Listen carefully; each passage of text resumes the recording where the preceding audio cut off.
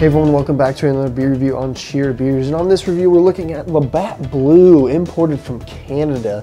This is a Pilsner style beer, imported from Canada, brewing company of Canada, what it says, product of Canada. Toronto is what it says, is where it's made. This is an imported beer, just like I said.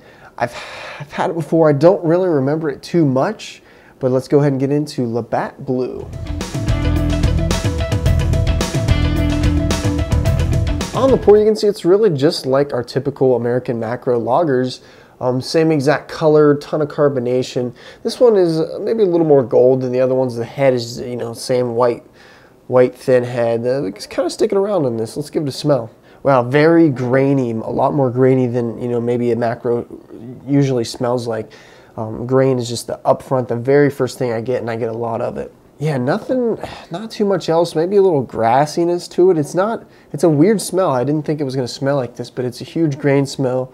You're not getting any hops and you're not getting any off smells, but nothing too special.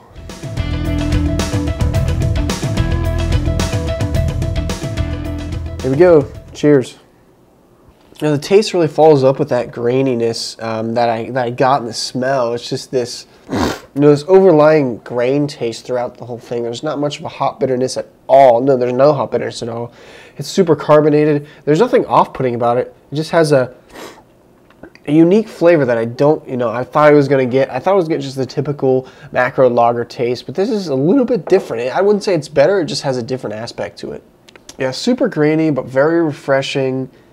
It's okay. It's not something that I like a lot, but it's not bad. There's nothing off-putting about it. So let me sip on this one for a little bit longer, and I'll come back to my final thoughts and my rating on Labatt Blue.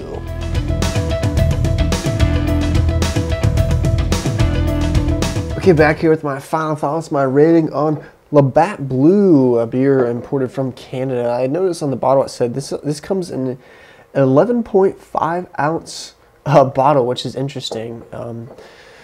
I guess I don't know if that's the way that Canada does it or not, but I know that, you know, US is obviously 12 ounces, and then some of the beer I get imported from Europe is like 11.2, so that's like right in the middle. It's kind of interesting. But on the taste of this beer, it is a little bit different than your typical American macro lager. There's a unique grainy taste that I'm getting throughout this beer. You know, there's nothing exploding in your mouth, but there's nothing off-putting. It's just kind of, you know, kind of just there. It's drinkable. It's not bad. I wouldn't pay extra for this. With that being said, it's I think I paid $9.99 for a 12-pack of this. Seems a little pricey for the quality and the amount of beer you get. Just, it's nothing. It's really blowing me away. Like I said, you know, nothing special. It's kind of right there, but it's a little bit of a step up from some of the lighter beers, some of the beers that aren't that great.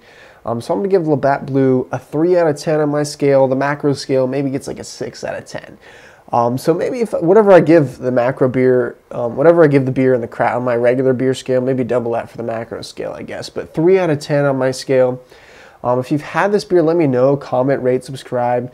This beer might appeal to, you know, your typical Miller Lite, Bud Light, Coors Light drinker. It might be a little bit of a step up from that. If you're want to try something new, this could be a good choice to expand your beer horizons, I guess you would say. Not too bad, but it's not going to be a beer that's going to blow you away per se. Just something that's there, a little bit better than some of the lighter beers. So give it a try if you can. Make sure you subscribe for a ton more beer reviews, and until next time, cheers.